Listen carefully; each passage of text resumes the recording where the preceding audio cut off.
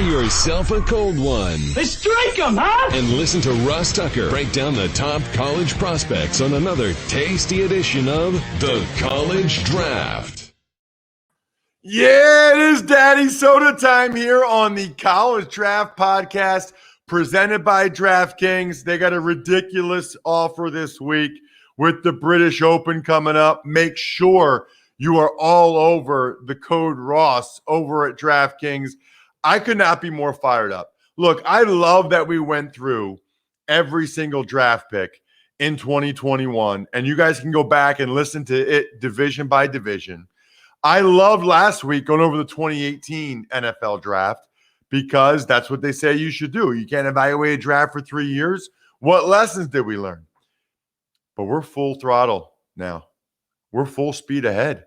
I mean, what do we have?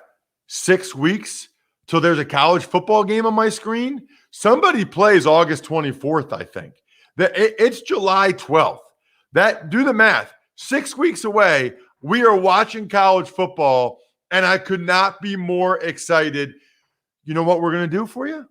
We're going to talk about the best players in the best conferences to get you ready for college football, to get you excited. I am Ross Tucker, the former NFL offensive lineman, 5 teams, 7 years. Now I call a college football game every week, FBS level for CBS Sports Network.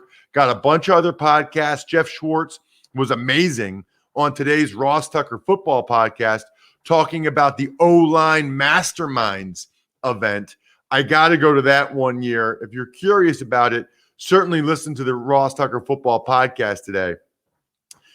But this podcast is all about Emory Hunt, the master of all he oversees at Football Game Plan, at FBall Game Plan on Twitter, Football Game Plan on YouTube.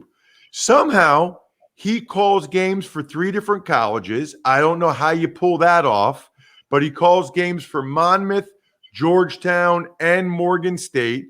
That's right. I mean, Emory, you do that, right? How do you do that?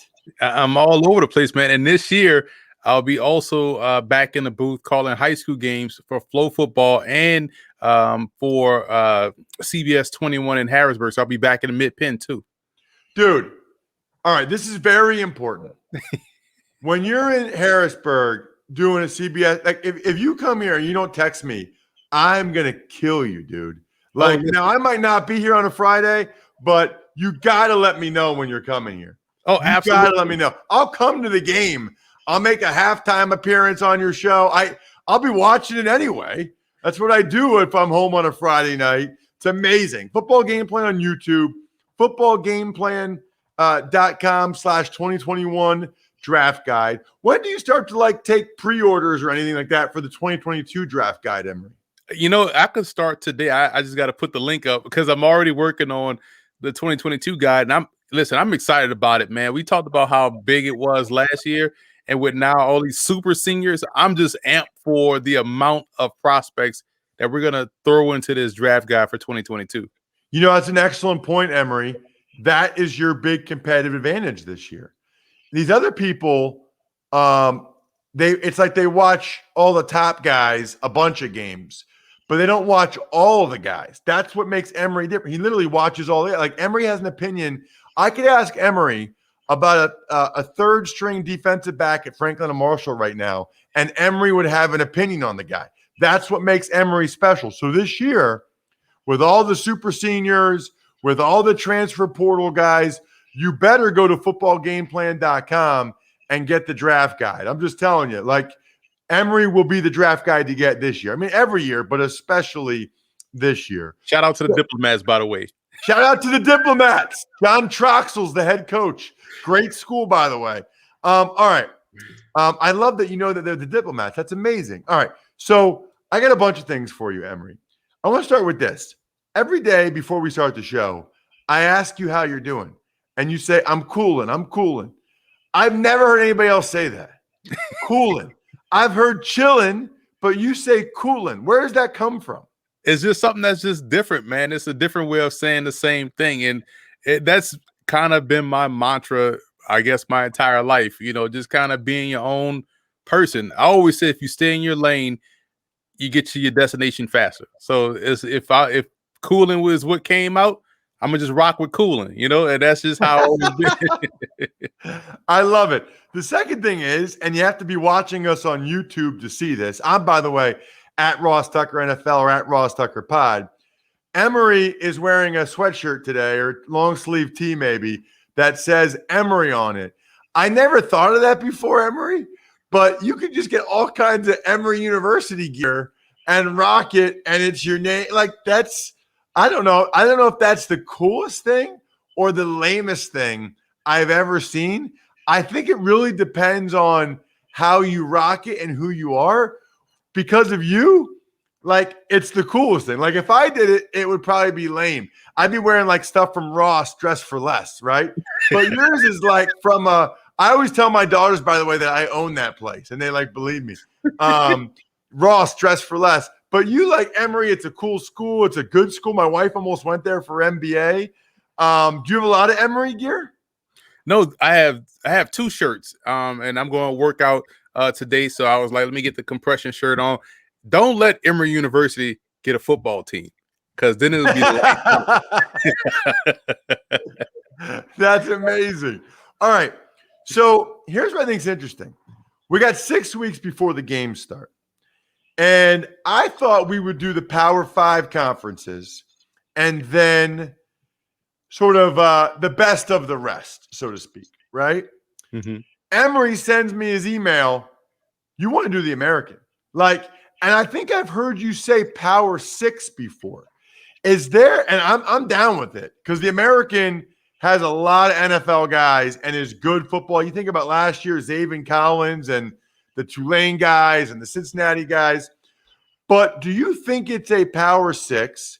And did you specifically want to do the American on their own? Is 3 things. One, I do think there's a Power 6 because, Ross, we remember when it was FBS, and now we get into these subdivisions within the FBS. I hate it, because a good team is a good team. And so if, the AAC wants to call themselves a Power 6, I'm all for it. Sunbelt's probably the Power 7, and so I'm all for that. 2, I clearly forgot we were supposed to do Power 5, so I thought we would go in alphabetical order. So that's on me not knowing the assignment. And 3, it just so happens that they have a major quarterback prospect in the AAC, and we'd be remiss for not talking about it. Dude, that is awesome. That's funny. At least now we know that Emory is always honest, because you didn't need to do that. You'd be like, yeah, I love the American. That's amazing. All right, let's start with, you got your top 10 players. I mean, that's what's going to be so cool about this. A lot of people are going to listen and watch these episodes, because they want to see who you have ranked as the top 10 player NFL prospects in the AAC, in the American. Number 1, you've got the corner, Ahmad Gardner from Cincinnati. Yeah, he got the coolest nickname, Ahmad Sauce Gardner, and he's been excellent, since he got there. And you talk about someone that's a lockdown corner, plays with patience, has the length, has the athleticism, has the ball skills, everything that I love from a cornerback prospect. He has that in spades. And the fact of the matter, he's going to be in there once again. Really good secondary. Brian Cook is another safety that can play corner. He's a tremendous talent. I covered him when he was at Howard. He transferred from Howard. Wanted to go close back home to Cincinnati. But Gardner has been a stud from day one, and he's one of the top tier cornerbacks in the entire country, not just in the AAC. Got it. Love it. Now this next guy, one of the things that's interesting about this year, I feel like a lot of these guys have been playing at these schools for a long time now. I mean, Reggie Roberson, the wide receiver from SMU, I could have sworn he's been there for like 5 or 6 years now. Yeah, and you could have sworn he was also in the NFL at some point, right? It's like, man, I've seen this name. I've seen this name get drafted. I swear I've seen him play on Sundays, but now he's still at SMU. And I do think, had he not gotten injured last year, he would have jumped to the NFL easily, because he was already one of the top receiver prospects we were talking about in the preseason. But he tore his ACL, got the benefit of being able to come back with the added year. And again, it just gives him another opportunity to put out more tape, more dynamic plays that he's done within his offense. He's going to be doing it under a new quarterback. I believe Mordecai, the guy that transferred from Oklahoma, is going to be their starting quarterback now. So he's talented, and that offense is wide open. So he should get at least 80 receptions this year, and we'll just see him now we'll get to see him graduate, go to an all-star game, and then go into the NFL finally. What do you think he would have been drafted last year? Like, who does he compare to, and how high do you think he would have gone? I think he would have been in that mid-round range. You see someone like Rondale Moore. I know Rondale Moore is dynamic because he could use him in a wide receiver run game. But I'm talking about in terms of just route running and making plays when they need to be made. He's a dynamic player. So you look at maybe third round range, because you don't know how fast he would have ran. And I think that's key when you think about the NFL draft. Everybody wants to get the top tier athletes first before they go to football players and all those. My philosophy is different from that. I just want the guys that's going to play football really well. If you happen to be a great athlete, that's fantastic. But I think he would have gone in that third round range. So here's another opportunity in what will be a loaded draft class in general for him to kind of elevate his game, show that he's healthy, show that he's recovered from the ACL. It's mostly mental more so than physical, and then we'll just see him probably either maintain that ranking or move up. So number 3 ranked prospect in the American, in your mind, is Desmond Ridder, the quarterback from Cincinnati. Seems like there's varying opinions on him. Some people think he's one of the top quarterbacks in the draft. Others have him a little bit lower. There's a lot of hype on Ridder. What did you see? Here's the thing I have with the draft community. I think a lot of it happens to be when guys as a group, everybody, let's say if there's one game on TV, i.e. a bowl game or a Thursday night game, or a championship game, everybody's watching. And if you're playing well in that game, the narratives tend to skyrocket, and you see a lot of one-upmanship. Like you could say, man, Desmond Ridder is a really good quarterback. Well, I think he's one of the top quarterbacks in the country. Or I think he's actually QB1. So it kind of marches on. But for me, Desmond Ridder is a good quarterback. He's solid. He's someone that, I think is more of a second round type talent, which is a starter in the NFL. But, here's an opportunity for him coming back, wanting to get back to, a situation where he can have Cincinnati in the playoffs. And if he's just able to build on what he did last year and get the Bearcats right there, if not, into the playoffs or in a New Year's Six bowl game, then you can see him. Okay, he's been able to stack back-to-back really good years. So I see him right now as more of a second-round type player. But yeah, definitely if he goes out and has another big year, you can elevate him into that first-round category, because we know quarterbacks will go in a first round. But I think it's important for the community to kind of cool their jets when they're watching these games, these one-off games that everybody's watching, and you see the one-upmanship tends to, take over. Your 4th ranked guy is another guy that had a terrific year, and another Cincinnati Bearcat. Man, they're probably the favorites in the American, huh? Myjai Sanders, the DN. This dude, he's 6'5". He's listed at 6'5", 258. So he's a leaner, compact, cut, strong, point of attack player. Like, he uses his hands well. You think because he's a lean guy, and you look at him on tape, you think, oh, he's probably like 230, but no, he's 258. He just carries it really well. So you can't move him off the spot. He's savvy with his hands. He has the length to really be disruptive, both in the run defense department and also as a pass rusher. And he has the closing speed to the quarterback. So he does everything well from that position. And it wouldn't see him be in the conversation for one of the top tier defensive ends in the country in terms of NFL draft prospects. So think Danielle Hunter type guy, a lean guy, but really muscular and hard to move off the spot. That's what I see from him. We'll keep it rolling. Try to get to somebody that does not play for the Cincinnati Bearcats. Let's get to wide receiver Calvin Austin III from Memphis. First of all, we talk about this all the time. Memphis, skill guys, all in. Check the box. I don't have to see the tape. Let's draft them. And then you see Ashley as an indoor track guy. definitely take him because he has legitimate speed, and he's someone that really does, play football rather well.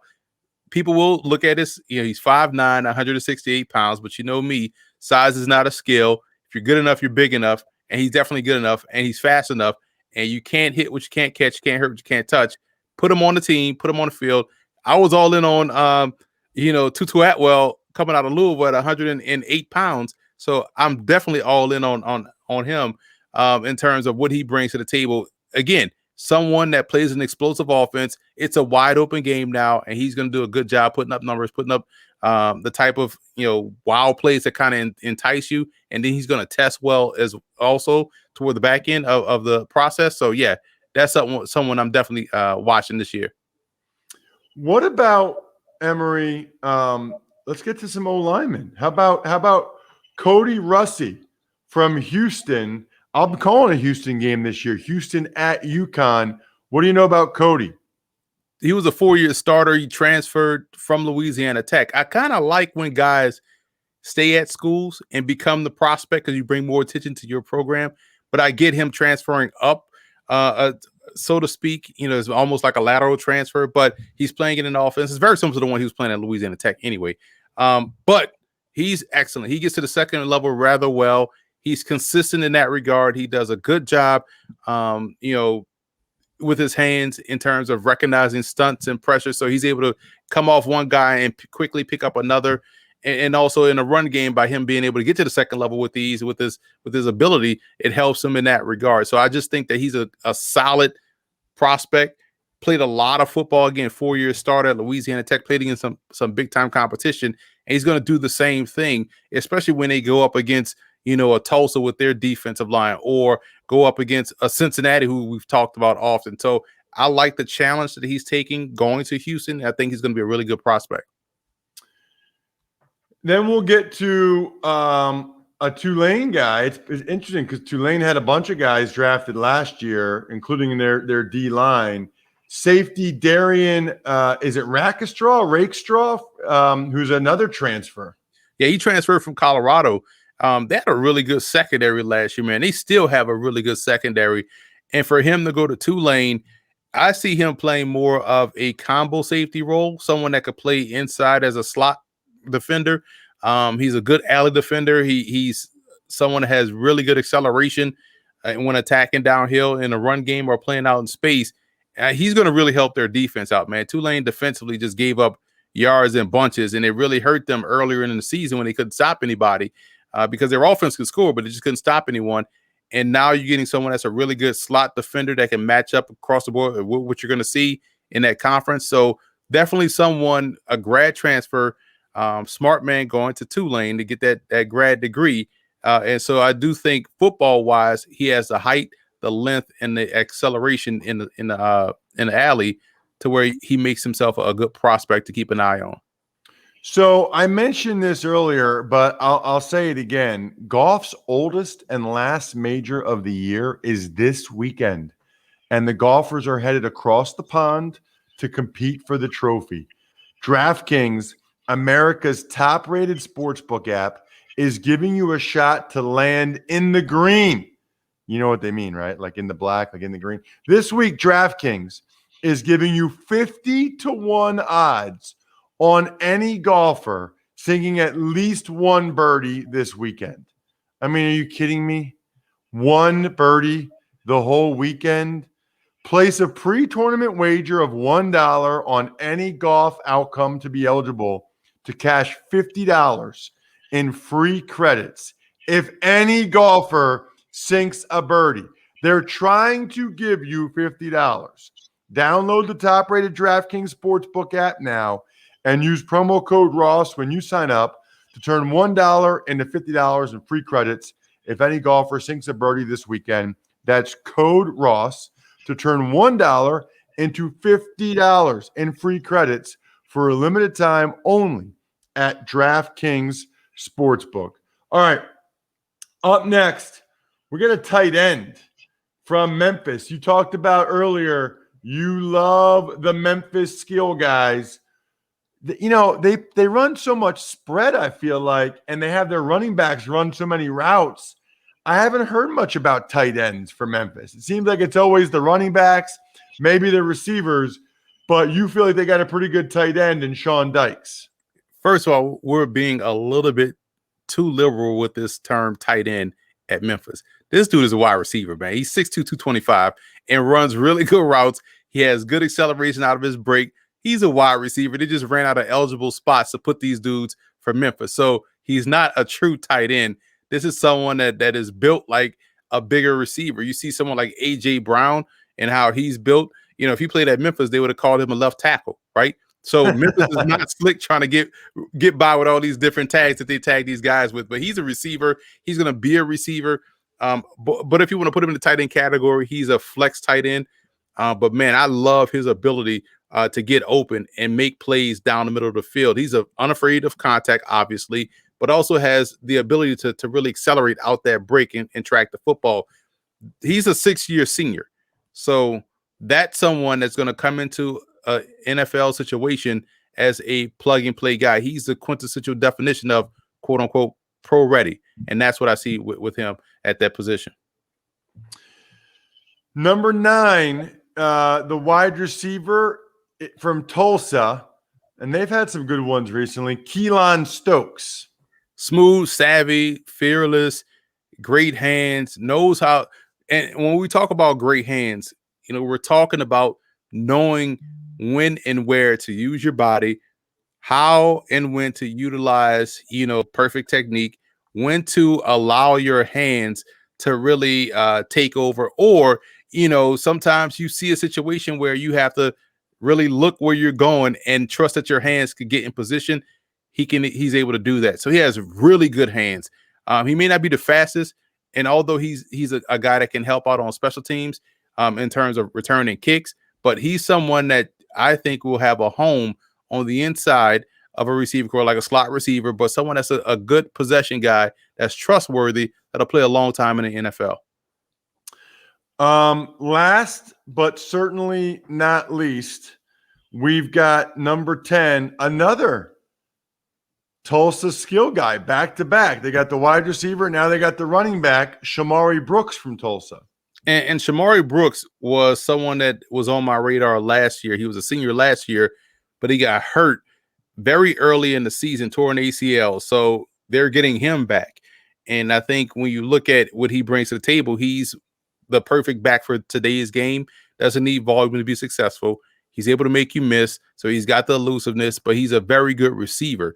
And I think all of those skills allows him to be a very projectable complimentary guy at the next level. You just hope that he comes back healthy and shows no ill effects of the knee injury. Again, I've said this before, it's a lot of it's mental because I've had ACL injuries before. And once you are cleared medically, you still worried about re-injury when it's all in your head. So you want to see him get back out there and be productive like he was, because he's another one of these backs that you can plug and play as your RB2 or RB3 in your offense and be just fine. Speaking of running backs, Emory, we have an email question. I love this. I love when we get email questions. Ross at rosstucker.com. If you take advantage of any sponsor that we have, like you heard me talk about DraftKings, but any sponsor on any show or on the sponsors page over at rosstucker.com and send me the email, I guarantee I will ask Emory, and if the question's for me as well, I will ask the question of Emory and he can answer.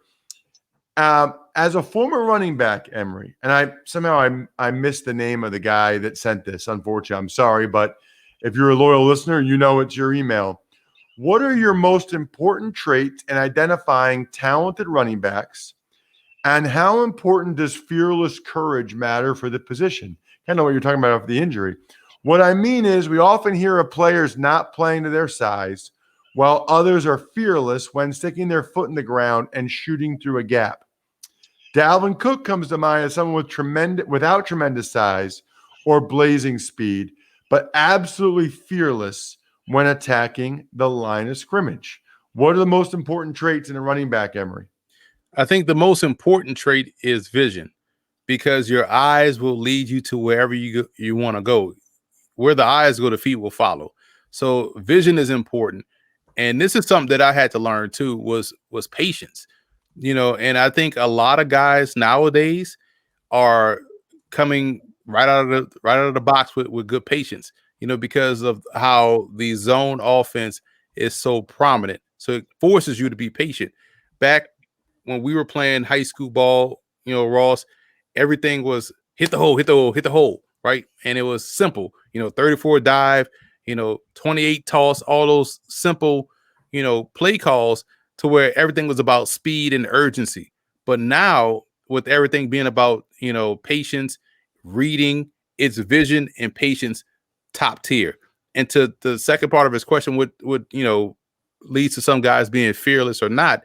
A lot of it's just, your makeup, because you'll see big guys that, like he said, doesn't play to their size, and you'll see small guys run up in there. I love to use these two contrasts. You look at Warrick Dunn at 5'9", 178, over 10,000 career rushing yards in the NFL. When I watched Florida State play, when I was coming up through high school, I never once knew that Warrick Dunn was 5'9", 178, right?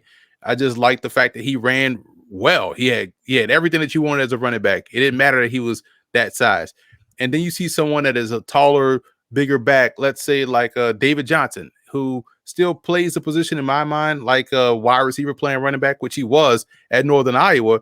So the natural instincts aren't there, but you'll see him on paper at 6'2", 220. You think, oh, this guy's gonna be a power guy, when really he's more of the Warrick Dunn type of guy that could make you miss, but he's not the run through a hole type guy. And that's okay. But I think there's a market for both guys. So I just think that it's about how you were, bred as a young running back. Sometimes it's natural to lower your shoulder and just power through. Sometimes if you're good at making guys miss, it's going to be hard for you to then transition to, hey, lower your shoulder and run through somebody. We used to have this talk about Reggie Bush.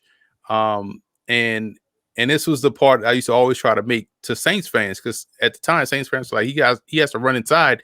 Pierre Thomas is the better back. Like, listen, if you're Reggie Bush and you spent your entire life at high school, at USC, and in the NFL making dudes look stupid, why would I run through a brick wall when I could just run around the brick wall and make that person that's guarding outside of that brick wall look foolish in space?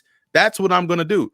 And if you're a playmaker like that, it's hard to change, that mentality. That's who you are as a player. You just have to, allow that person to be that player. You can't make Barry Sanders become Christian Okoye. Then he wouldn't be Barry Sanders. You got to allow those guys to play how they play. And I think that's the difference too. So we tend to have these expectations on backs, these projections on backs, and that's not really how it's supposed to be. But to tie a bow on it, vision, footwork before everything else.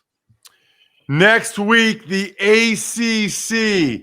A lot of people think Sam Howell is the number one quarterback. Does Emory, or is it De'Aaron King? I can't wait to hear what he says about Justin Ross. ACC should be amazing next week. Already looking forward to it. Other than that, the keg is kicked. We are all tapped out. Thanks for listening to the College Draft Podcast. Make sure to also subscribe to the Ross Tucker Football Podcast, Fantasy Feast, Even Money, and The Business of Sports. All available at Apple Podcasts, rosstucker.com, or wherever podcasts can be found. A lot of times on the show, I mentioned DraftKings. Here's what you need to know. You got to be 21 or older, New Jersey, Indiana, or Pennsylvania only. New customers only. Restrictions apply. See DraftKings.com/sportsbook for details. Gambling problem, call 1-800-GAMBLER, or in Indiana, 1-800-9-WITH-IT. By the way, if what I was talking about included a deposit bonus, doesn't always, sometimes it does.